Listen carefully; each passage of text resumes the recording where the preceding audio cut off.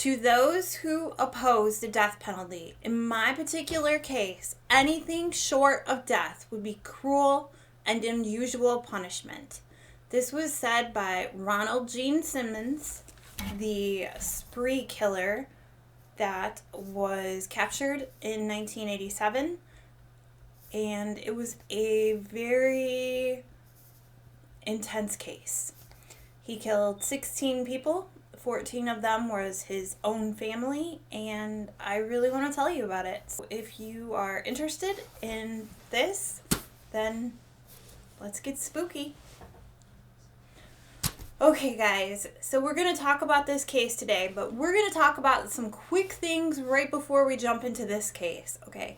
Number one, I know that my microphone is not the best microphone. I know my setup is a little weird. For some reason, the camera is doing poltergeist type things. I just, it's been one of them it's been that year. 220 has been a year. And last week, right after I uploaded the video that I put up, I didn't feel that great that day for some reason, and the next day I went to the doctors and they told me that I had, you know what I'm saying, but I didn't. I actually had pneumonia all week. It's been kind of rough getting back here, and then there was a couple of things that happened that were they were rough week. I wish I could tell you, but I can't tell you because it's just not for me to tell you. I thought, you know what? I'll do a light-hearted Christmas case, because that is something that would be really cool, right? Something not too intense, something not too deep, something that's not gonna upset you. And I needed to figure something out that I kind of already knew about. And I remember as a child there was a book on my mom's dresser, and it was called Zero to the Bone.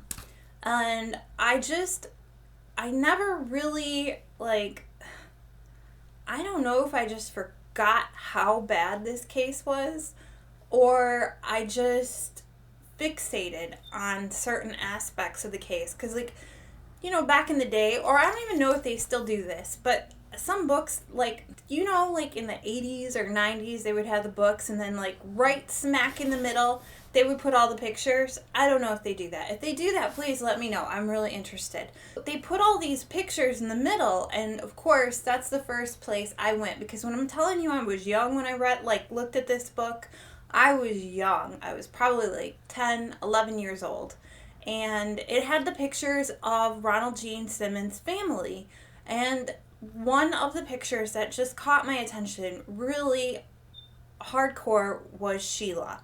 I read about Sheila, and I guess I fixated on Sheila because I did not know what incest was or what a spree murderer is. You don't really hear that very often. You hear active shooter, but this case is kind of I think it was hard for them to tell you exactly what it was because you couldn't quite figure it out. And I'll let you tell me, because it's a rough case. Yes, back to Sheila. I was fixated on her because she was abused by her father and actually would end up having her father's child. And I think the gods or God that I did not know that was a thing at that age.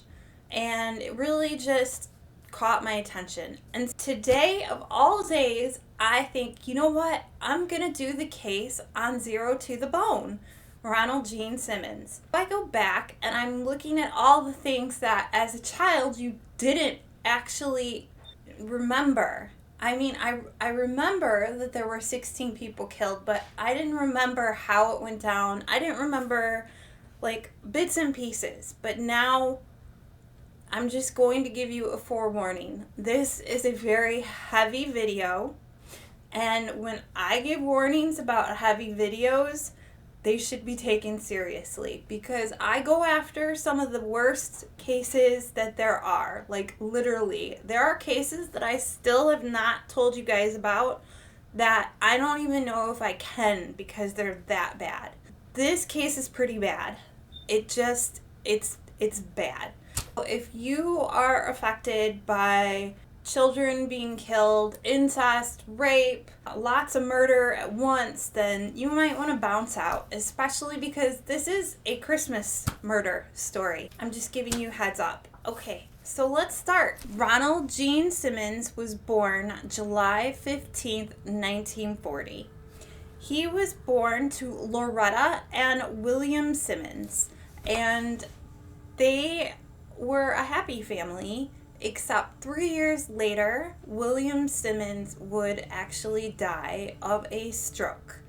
At age 3, Robert Simmons' father died, and his mother was left to be a single parent. But that did not last long, because only 1 year later, his mother actually remarried another man. And this man would end up being a service member. He was in the Army Corps, and this would really affect Robert Gene Simmons. This man's name was William Griffin. And William Griffin married Loretta, and they traveled all over the United States, which is pretty common for the Army, but they ended up in Arkansas, and they were stationed in lots of different places in Arkansas. And that's kind of interesting because usually when you're in the Army, they make you go to different states and all that kind of stuff, but they ended up getting stationed at different places in Arkansas.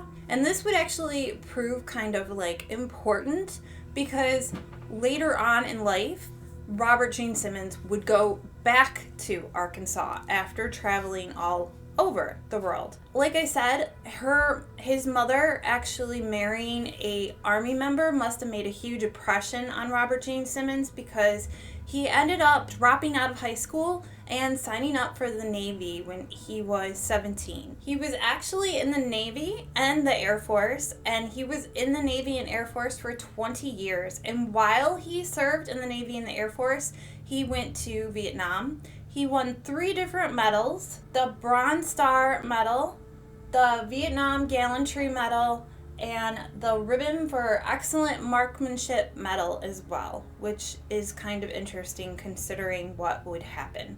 And while he was actually in the Army, I believe it was like 3 years into the Army, he ended up meeting the woman that he would marry. And there's a little bit of like different information about this. Like, I've heard it say that they met in Washington, but the relatives of his wife actually said that they met in San Diego. And her name was Bersave Rebecca Ulibarri. I hope I said that right. She wouldn't stay Ulibarri for long. He married her in 1960. They went to New Mexico, and they would go on to have 7 kids. And she was always called Becky. So her name would become Becky Simmons.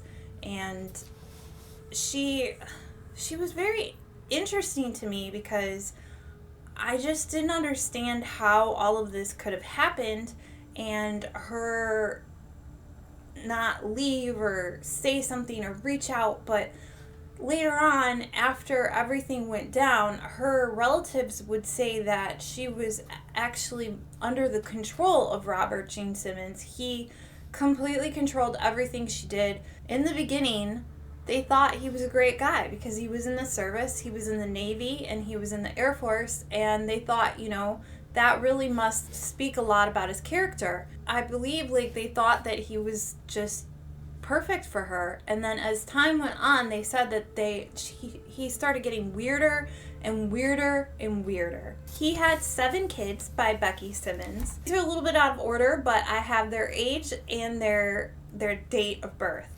So Ronald Gene Simmons Jr., who was referred to as Gene, was 29 years old, and he was born in 1958. Loretta Simmons was 17, and she was born in 1970. William Billy Simmons, who was referred to as Billy, was 22, and he was born in 1965. Sheila Simmons was 24, and she was born in 1963.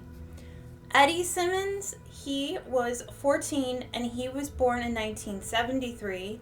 Mary Ann Simmons was 11 and she was born in 1976. And Rebecca Becky Simmons was 8 years old and she was born in 1979. I said that there were 7 children, but he would later on go ahead and have another child with another woman, which ended up being Sheila Simmons, like I said, and their daughter's name was Sylvia. And she was 6 years old and she was born in 1981. Ronald Gene Simmons actually had 8 kids altogether, 7 with Becky Simmons and 1 with Sheila Simmons, his own daughter. He retired as a master sergeant from the Air Force in November 30, 1979 at age 39 years old. In April 3rd, 1981, the Simmons was investigated by Cloudcraft, New Mexico, which is actually where him and Becky Simmons would get married, so they must have stayed in New Mexico for a while. But he was investigated there by the Department of Human Services because it was being reported that he was having an incestual relationship with his daughter, Sheila Simmons. Now, it was said that the older brother, Billy, is actually the one who went to the Department of Human Services and reported him for doing that. And it was also said by one of her friends that she had talked to her friend about it, and her friend went to the school about it. And supposedly, he had been messing around with Sheila Simmons since she was 15 years old. Now, Robert Gene Simmons, he kind of had the family on lockdown. If you've ever been in a military family, or you've been around service members, especially ones that are like officers or high ranking, they can be very strict.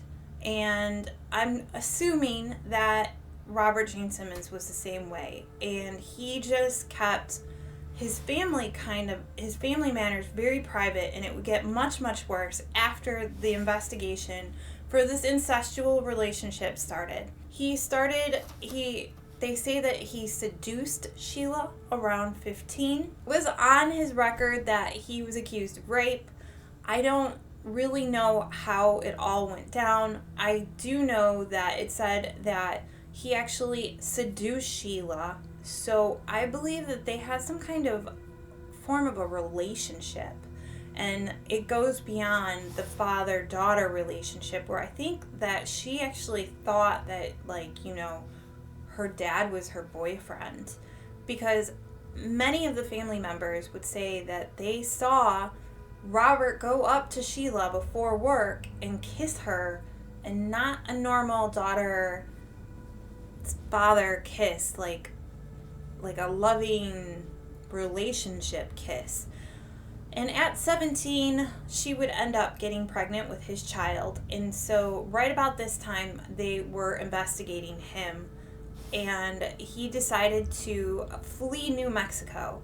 But before he fled New Mexico, they were investigating. They made Sheila sit down. And they said that Sheila did not even want to, report her father for what he had done.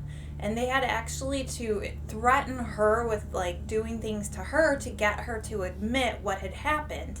And so when they went to go serve the warrant, he was no longer there because he had just taken up his family and he had moved back to Arkansas, where he had lived in his earlier days with his mother and his stepfather, and that is where they ended up making what would later be called Mockingbird Hill. They moved to Arkansas in 1981 and ended up moving to Dover, Arkansas in 1983.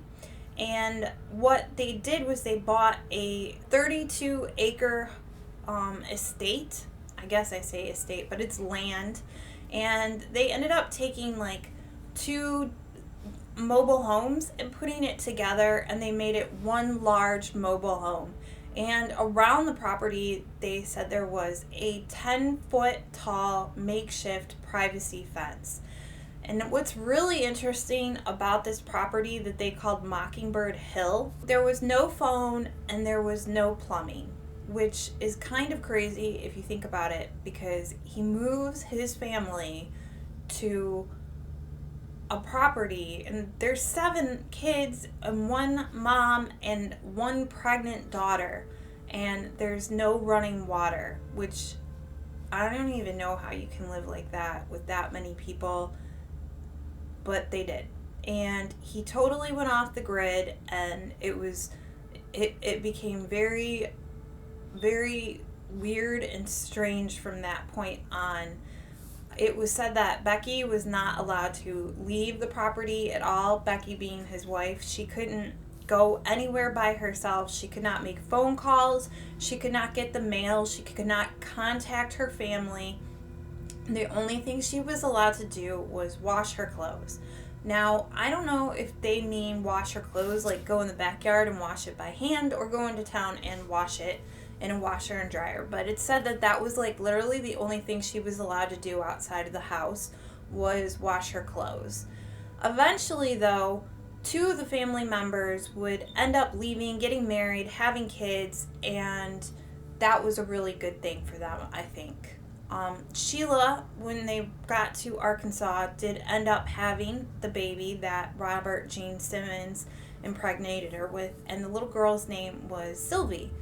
And later on, when Sheila would get married, Sylvie would actually take the last name of the man Sheila married. Ronald Gene Simmons, he worked a bunch of like little tiny low paying jobs, and he would go from low paying job to low paying job. And I think that when you retire from the military, whichever branch you are, you kind of get like a pension. So whatever he made, it was with the pension. But I don't know when he ended up fleeing from New Mexico what he left behind, and what his thought process is going from being a master sergeant in the Air Force and living in 2 trailers put together to make one big trailer. Because when I was in the military, a master sergeant got paid pretty good.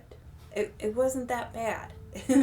And I don't know around the Vietnam era and all that, but I think that it's crazy that that's how he decided to live with his family. But he did. He went from a bunch of different like low-paying jobs. He actually worked at Woodline Motor Freight for a while, which is important. And then he went and actually worked at a convenience store afterwards. And he worked at the convenience store all the way up to 1987. Let's talk about the events that took place that I was telling you. On December 22nd, he decided that he was going to murder his family. He had decided, for whatever reason, that his family needed to go. Now, he never actually told anybody that he was thinking about murdering his family, and there was no indication that he was going to murder his family.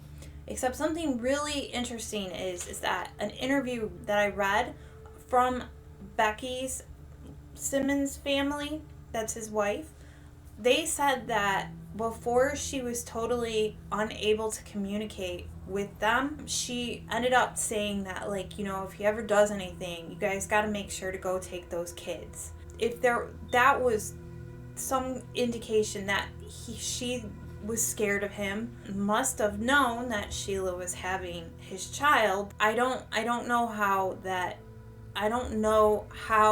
all of the logistics of that worked, because there was so little information about what was going on in the home at that time. It's just, the story is a series of events told after it all occurred. We don't really know if he beat the family. We don't really know, like, if he molested his other daughter, Loretta. We don't know that.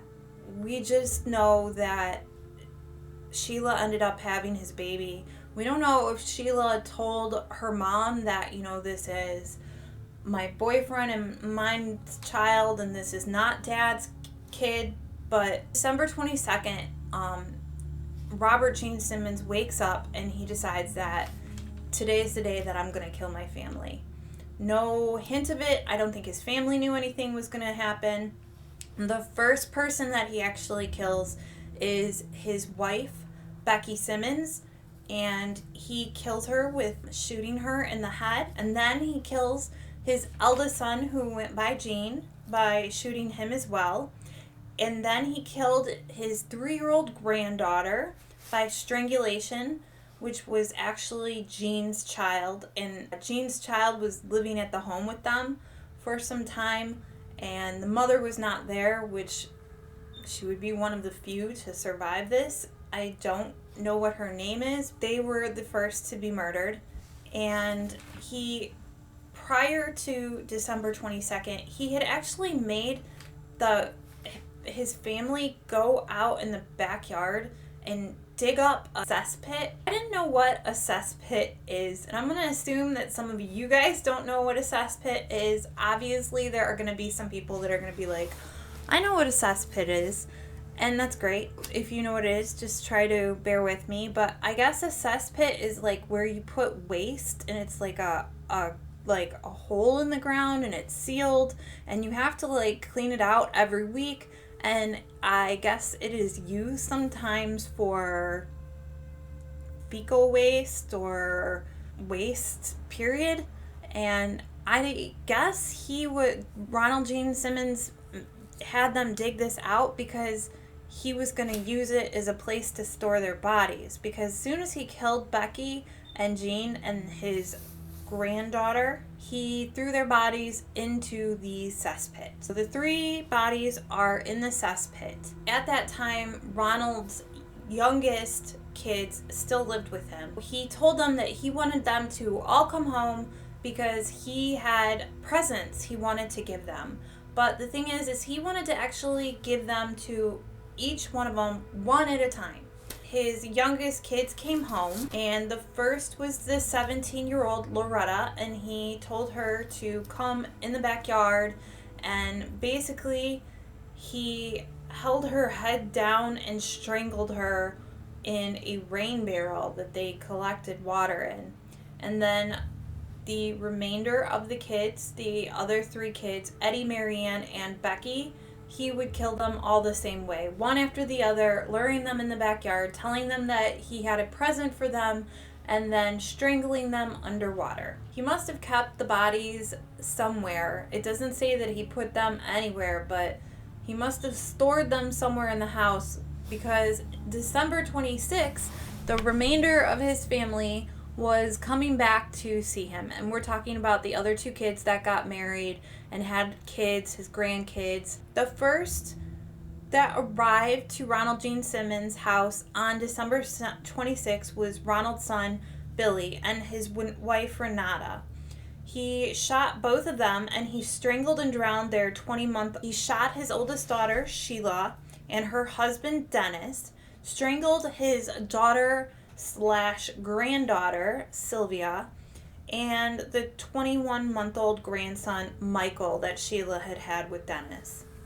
Simmons laid the bodies in neat rows all in a row, and he took coats and he put them over every single body in the front room, except for Sheila's body. Sheila's body, he went and got Becky Simmons, his wife's favorite tablecloth, the best tablecloth that she had, and put that over Sheila.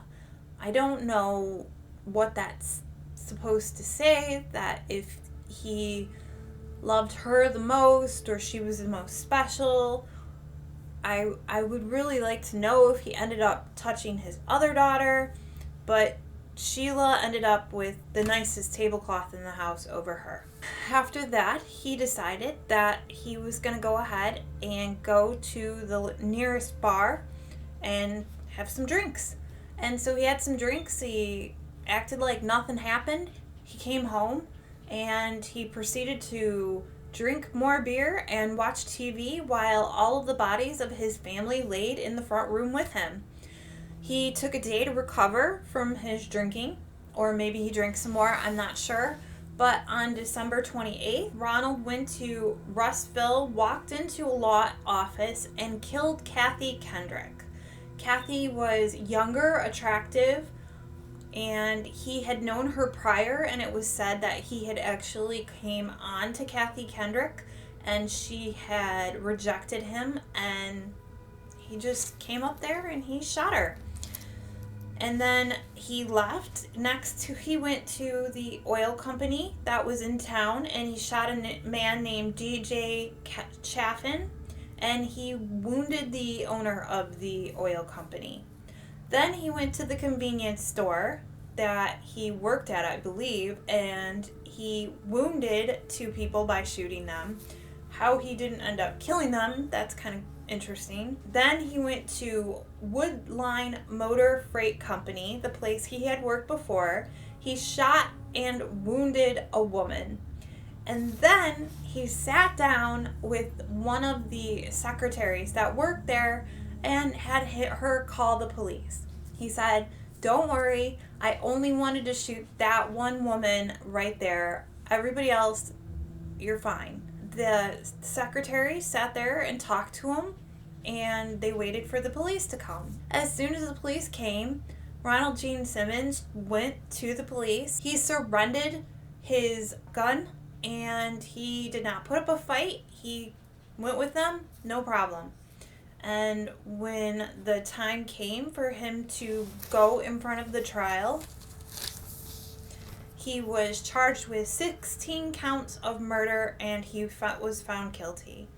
He refused the appeal, and he said, and I quote, you heard me say it before, "To those who oppose the death penalty, in my particular case, anything short of death would be cruel and unusual punishment." I've contemplated that statement for a while. Did he mean it was cruel and unusual because he couldn't bear to live?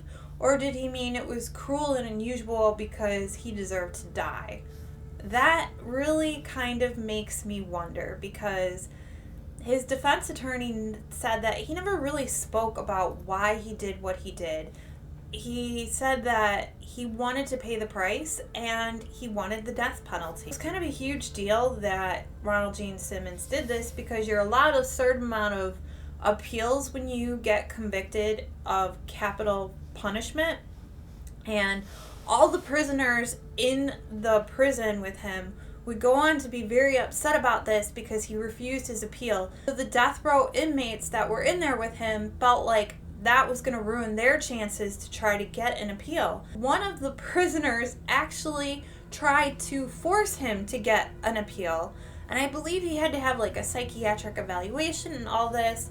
And it was actually Whitmore versus Arkansas, which is a pretty cool case. I do think that that would be something interesting to read about. It's where, I never knew that another prisoner could actually try to force someone to get an appeal. But that happened. It didn't work, but it made it to court. Ronald Gene Simmons he had to be taken away from all the other prisoners because there were so many death threats being made, and they thought that the other prisoners were going to try to kill him because he refused his appeal. On June 25th, 1990, he died by the method he chose, which was lethal injection.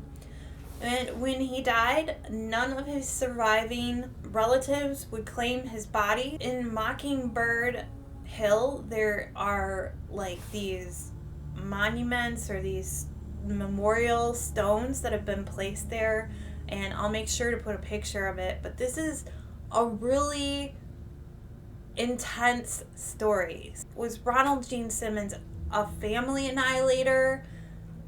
Was he a spree murderer? Was he a mass murderer? Like, I don't know what, or was he all of the above? Like, what do you guys think about that? Like, this case is so big and intense, and I really wanted to go light with it, but like, there are so many things that it just is such a big, crazy case. And for a man to kill his family literally 3 days before Christmas, part of his family, sit in the front room, drink beer, wait for the rest of his family to come the day after Christmas and kill all of them, is just absolutely unbelievable to me.